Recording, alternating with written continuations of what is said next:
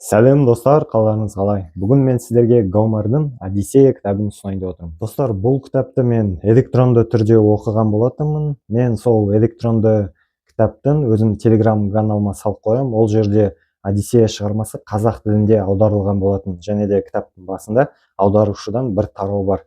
Ол қалай қазақ тіліне аударылды, және де өзім қазақ тіліне аударғанда қандай артықшылықтар мен кемшіліктері болған туралы автор жазып кетеді.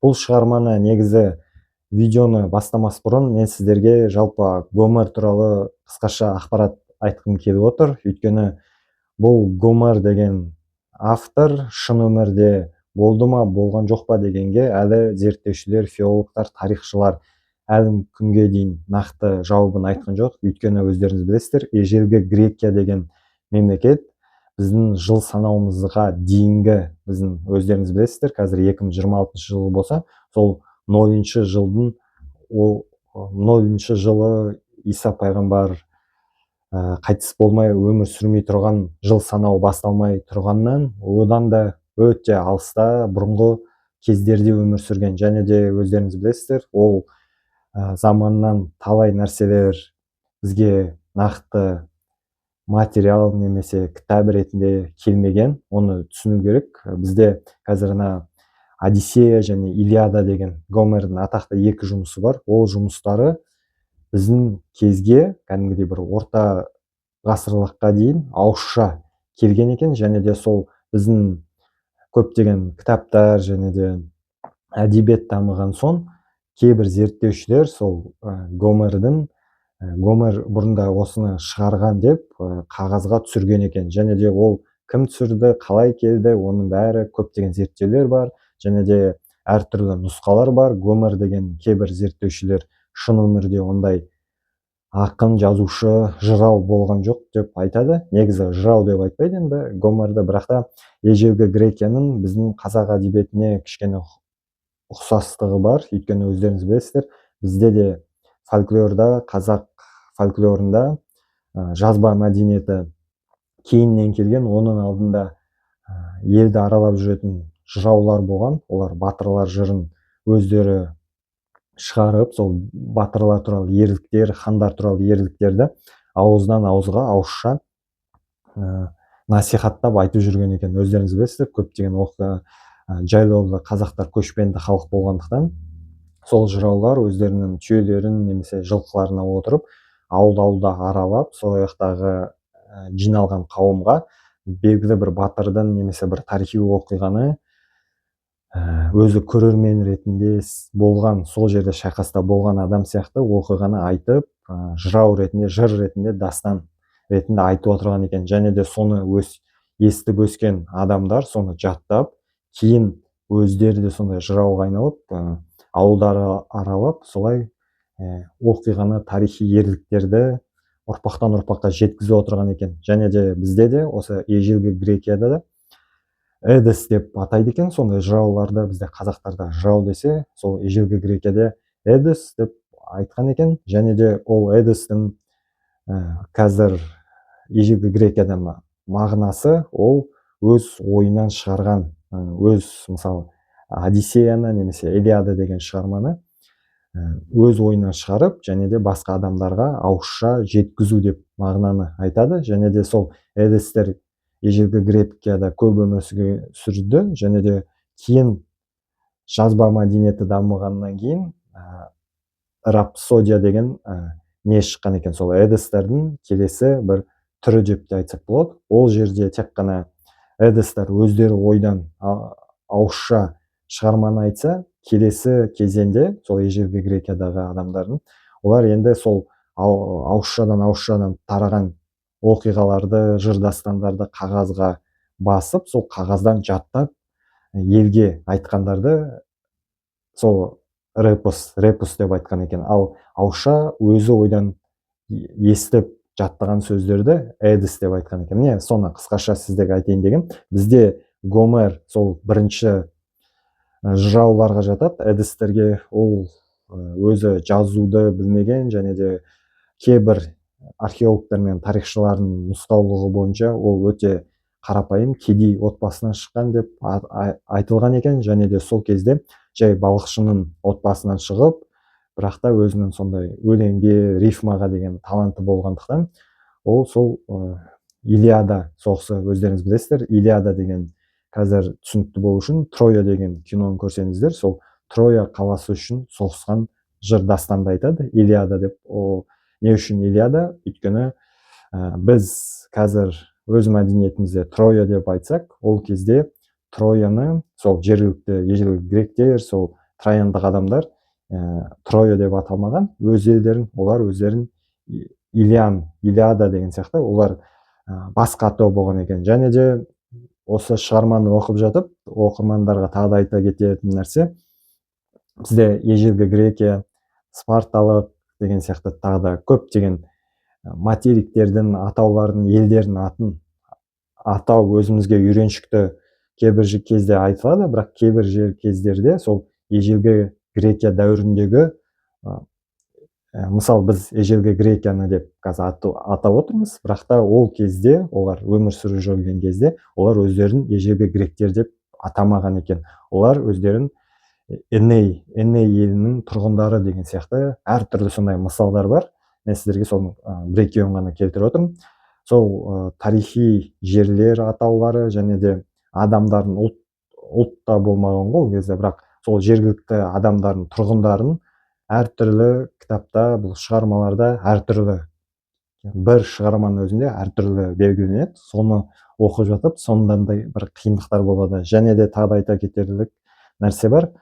Бұл жыр дастан Гомердің талантты жұмысы деп айтсақ та, өзіміз түсінуіміз керекпіз. Бұл жыр дастан өзімізге үйреншікті бір тақпақ рифмасы бар, бір жеңіл өлең сияқты емес. Бұның өзінің бір оқылу мәдениеті бар. Мен бірақ өзім оқып жатып, іштен ешқандай рифма сондай таппадым, бірақ оқып жатып кейбір сөздерін түсінбейсің. Мысалы, мен өзім түсінген жоқпын, бірақ та мен ондай адам емеспін. Егер де бір сөйлемді түсінбесем, мен оны қазбалап іздеп жүрмеймін. Мен түсінбеген жерімді оқып, атта кетемін, басқа жағын оқып, солай кейін оқиға болған кезде өзіме бір жалпы сұлбаны сүйреттеймін. Ал негізі кейбір адамдар егер де оқып жатып, кейбір түсініксіз сөздерді көріп қалып, оған тоқтап, ол не деген мағына білдіреді, ол қай кейіпкер деген сияқты болсаңыздар, бұл шығарма оқу өте сіздерге қиын болады. Өйткені бір кейіпкерді осы бір кітаптың ішінде бір атаумен атаса, кейбір беттерде, кейбір тарауларда оның басқаша атауын да атай береді. Өйткені бұл сіздерге айта кету керек, Гомер бұл шығарманы бір кітап қылдырып шығарып бізге қалдырмаған. Мен сіздерге бағанадан айттым, Гомердің кейбір нұсқа бойынша бұл Гомер деген жалғыз адам емес, көптеген сол ежелгі Грекияда өмір сүрген жырау батырлардың қосындысы жинақталған көптеген батырлар жыры айтылған. Соның ең үздік бөлімдерін жинап бір кітап қылып шығарған дегенде бір нұсқалар бар, бірақ енді ресми түрде ол Гомер деген жалғыз бір адам болып есептеледі. Енді өздеріңіз түсінгендегіздей, бұл өте ежелде өмір сүрген адам, және де көп жылдар бойы бұл ауыздан ауызға ауызша жетіп жатты, ұрпақтан ұрпаққа. Кейіннен барып жазу мәдениеті қатты дамығаннан кейін оны сол филологтар бір жинақ қылдырып, бір тұтас қылып кітап жасаған. Бірақ өздеріңіз білесіздер, кейбір жерлерде басқа стиль жазылса, кейбір жерлері басқа болып солай келеді. Өйткені ауыздан ауызға тараған аңыз мифтардың өзі ауысып тұрады. Өйткені өздеріңіз білесіздер, әр жырау өзінен қосады, немесе кейбір жерін ұмыт кетеді, кейбір жерін шатас кетеді. Солай әртүрлі сюжеті де өзгеріп кету мүмкін, әбден мүмкін дегенді түсінуіміз керек. Бірақ та бұл қанша айтқанымызбен бұл шығарманың өте атақты екенін білеміз. Бүткіл классикалық шығармалардың ең базасы деп айтсақ болатын шығар. Өйткені бүткіл кім әдебиетке жақын адамдар ең алдымен осы Одиссея мен Илиаданы оқиды. Мен сіздерге бүгін Одиссея туралы шағын видео түсірейін дегем, бірақ та сол кітапқа өзім сюжетіне әлі жеткен жоқпын. Сіздерге сол нақты Гомер туралы айттым. Енді Гомердің бүткіл ғалымдар, тарихшылар келісетін жалпы фактылар бар. Сол фактыларды айтып кетейін. Сол ол карапайым отбасынан шыққан, балықшылардың отбасынан шыққан, және де оның бүткүл тарихчылар, зерттеушілер оның көзі көрмеген дегенге бәрі келіседі. Оның көзі көрмеген, тек қана сол соқыр болып, көзін көрмесе де ауызбен әртүрлі жыр дастандар айтқан. Кейбір зерттеушілердің айтуы бойынша қолында мынандай бір музыкалық аспап болған екен. Және сол музыкалық аспапты ойнап, жиналған қауымға өзінің жыр дастандарын айтқан екен. Не сондай жалпы деректер бар. Енді сол Илиада мен Одиссея шығармасы туралы қысқаша айтып кетейік. Илиада деген шығарма, өздеріңіз білесіздер, жалпы бұл троялық соғыс соңғы деректерде шын болған деп археологтар растап отыр. Енді ол рас болған ба, немесе мифологиялық шайқас болған ба, оны мен сіздерге нақты айта алмаймын. Ол көптеген зерттеулерді қажет ететін нәрсе. Бірақ та сол Илиада деген шығарма сол Илиней еліндегі шайқасты айтады. Ол жерде ежелгі гректердің әртүрлі, олар бір мемлекет емес, әртүрлі тайпа деп айтсақ дұрыс түсінетін шығармыз. Тайпалардың патшалар болған екен. Ежелгі Грекия елдері, көптеген елдер, одақтар болған екен. Олардың біз түсінгендегідей қазіргі бір тұтас мемлекет деген жоқ. Әр қаланың өзінің бір ханы, патшасы болған екен. Және сондай шайқастарда ежелгі Грекия мемлекеті сол Троя мемлекетіне шабуыл жасайды. Ол не үшін шабуыл басталады? Ол осы шығармаларда мифологияға жақын айтады. Оны өздеріңіз білесіз, ежелгі Грекия кезінде олардың діндері өздерінің Зевс деген сияқты Олимп құдайларына сенген екен. Ол құдайлар діни танымдарына байланысты адамға өте ұқсас болған екен. Мысалы, Зевс деген жаратушы, сол өздерінің ойы бойынша жаратушы адам сияқты мінезі болған. Және де Афродита деген махаббат құдай болған, ол да өзінің мінездері болған екен. Және де сол Олимпия құдайларының бір ерекшелігі басқа діндерден қарағанда, олар адам өміріне және де тұрмыс тіршілігіне қосылып, мысалы Олимпте мекендетсе де, олар жерге түсіп, әртүрлі өмірде болып жатқан оқиғаларға белсене іс қалыптасады деген сияқты діни сенім наным болған екен. Міне, бұлар да мысалы Трояға олар не үшін шабуылдайды? Сол миф бойынша Олимптің төбесінде, сол таудың төбесінде құдайлар арасында ең әдемі кім деген сияқты сондай сұрақ болған екен. Сол сұрақтың кезінде Афродита және де Афина деген құдайлар бар, әйел құдайлар. Солар кім әдемі екен деп бір-бірімен бәсекеге түсіп қалады, ұрысып қалады. Және де сол кезде құдайлар біз қарапайым адамнан сұрайық деп алманы қарапайым бір патшаға береді, және сол патшаның сұрайды содан, біздің арамызда бүткіл әлемде ең әдемі сұлу кім деп сұрайды. Және де соны сұраған кезде патша Афродитаға сол өзінің алмасын береді. Мен Афродитаны өте әдемі сұлу деп санаймын деп алманы солай берген екен. Және де содан бастап Афина Афродитаны жек көріп кетіп, және де сол патшаға қарсы сол елінің, Троя еліне бүткіл гректерді соғыстарына, қалай айтсам болады, шабуыл жасауға үйреткен екен. Өйткені сол патшаның Троядағы ханымы, патшасы Елена деген киносын көрсеңіздер, Троядағы Елена деген бір патшаның бойжеткен келінін ұрлап алып кетеді да өзіне үйленуінде болып жатады. Және де сол гректер бұл Елена үшін негізі киноларда тарихшылар бұл жай ғана сылтау болуы мүмкін деген сияқты, бірақ та сол шығарма бойынша соғыс сол Елена деген ханшайым үшін соғыс бастайды ресми түрде. және де өздеріңіз білесіздер, бұл жерде көптеген ежелгі Грекиядан